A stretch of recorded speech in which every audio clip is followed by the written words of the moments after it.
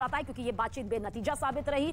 कोई फायदा इस बातचीत से निकलकर सामने आता नहीं दिखाई दिया। यूक्रेन ने कहा कि आज की बातचीत में दोनों देशों के बीच किसी भी मुद्दे पर सहमति नहीं बन पाई। दरअसल कल ये बातचीत हुई थी जिस पर सहमति नहीं बन पाई। इससे पहले भी रूस और यूक्रेन के बीच 2 दौर की बातचीत हुई, टेबल टॉक हुआ, लेकिन उससे भी कुछ निकलकर सामने नहीं आया। नतीजा बेनतीजा ही रहा।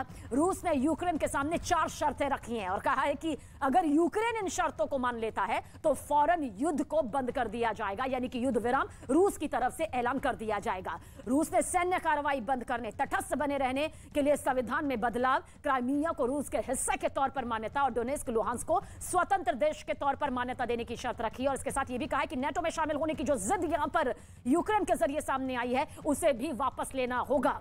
और यूक्रेन के सुमाई का जिक्र कर लेते हैं, जहां पर रूसी सेना का कहर कुछ इस तरह से देखने को मिला है। रूसी सेना के काफिले ने सुमाई के रिहायशी इलाके में जमकर तबाही मचाई है। कई घरों को उन्होंने जमींदोज कर दिया, मोर्टार दागे गए जिससे घर मलबे में तब्दील हो गए। वहीं उन्होंने एक स्कूल बिल्डिंग को भी अपना निशाना बनाया, जिसकी वजह से स्कूल खंडर की तरह देखिए कैसे दिखाई दे रहा है।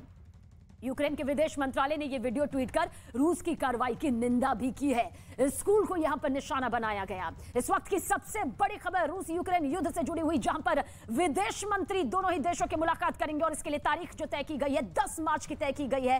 टर्की में बताया जा रहा है कि रूस और यूक्रेन के विदेश मंत्रियों की यह मुलाकात यहां पर की जाएगी।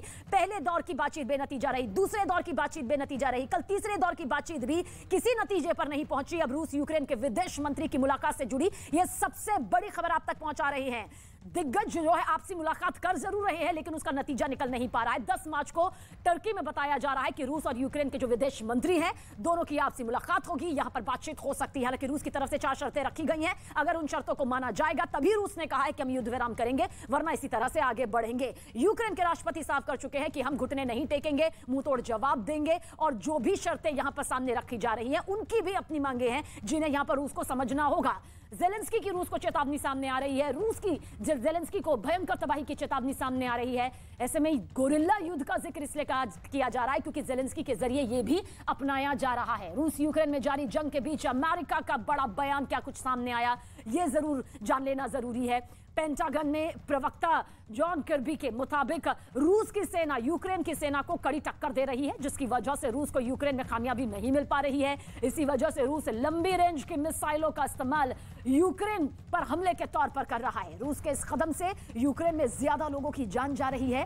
राष्ट्रपति व्लादिमीर पुतिन को बातचीत के जरिए इस युद्ध को खत्म करना चाहिए। बयान जरूर सामने आ रहे हैं, वैश्विक स्तर से बयान सामने आ रहे हैं। 2 खेमों में यहां पर वैश्विक तौर पर जो व्यवस्थाएं हैं वो बढ़ती हुई नजर आ रही है। रूस को कई तरह के प्रतिबंधों का सामना करना पड़ रहा है। यूक्रेन को आर्थिक तौर पर, हथियारों के तौर पर मदद जरूर मिल रही है, लेकिन महायुद्ध का यह 13वां दिन जो है वो महाबर्बादी को लेकर और ज्यादा भयानक कहानी रचता हुआ, लिखता हुआ दिखाई देता है।